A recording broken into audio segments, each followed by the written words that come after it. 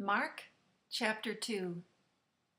A few days later, when Jesus again entered Capernaum, the people heard that he had come.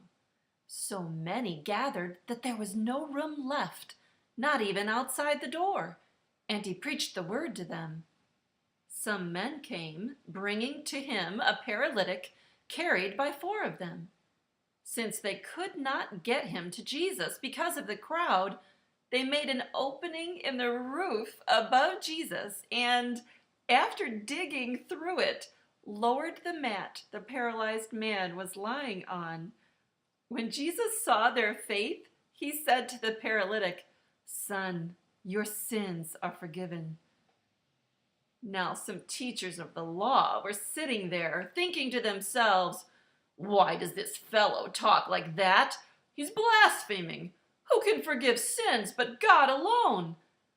Immediately Jesus knew in his spirit that this was what they were thinking in their hearts, and he said to them, "Why are you thinking these things? Which is easier, to say to the paralytic, 'Your sins are forgiven,' or to say, 'Get up, take your mat and walk'? But that you may know that the Son of Man has authority on earth to forgive sins," he said to the paralytic, "I tell you, get up, take your mat, and go home." He got up, took his mat, and walked out in full view of them all. This amazed everyone, and they praised God, saying, "We've never seen anything like this." Once again, Jesus went out beside the lake. A large crowd came to him, and he began to teach them. As he walked along, he saw Levi, son of Alphaeus, sitting at the tax collector's booth. "Follow me," Jesus told him, and Levi got up and followed him. While Jesus was having dinner at Levi's house, many tax collectors and sinners were eating with him and his disciples, for there were many who followed him. When the teachers of the law, who were the Pharisees, saw him eating with the sinners and tax collectors, they asked his disciples, "Why does he eat with tax collectors and sinners?" On hearing this, Jesus said to them, "It is not the healthy who need a doctor, but the sick. I have not come to call the righteous, but sinners." Now John's disciples and the Pharisees were fasting.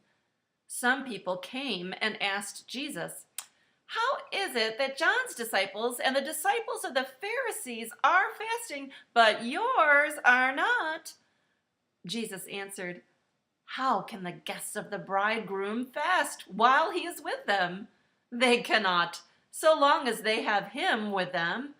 But the time will come when the bridegroom will be taken from them, and on that day they will fast. No one sews a patch of unshrunk cloth on an old garment. If he does, the new piece will pull away from the old, making the tear worse. And no one pours new wine into old wineskins. If he does, the wine will burst the skins, and both the wine and the wineskins will be ruined. No, he pours new wine into new wineskins." One Sabbath, Jesus was going through the grain fields, and as his disciples walked along, they began to pick some heads of grain. The Pharisees said to him, "Look, why are they doing what is unlawful on the Sabbath?" He answered, "Have you never read what David did when he and his companions were hungry and in need? In the days of Abiathar the high priest, he entered the house of God and ate the consecrated bread, which is lawful only for priests to eat, and he also gave some to his companions." Then he said to them, "The Sabbath was made for man, not man for the Sabbath. So the Son of Man is Lord even of the Sabbath." Micah 6:8. "He has shown you, O man, what is good, and what the Lord requires of you. Do justly, love mercy, and walk humbly with your God." Make it a good day.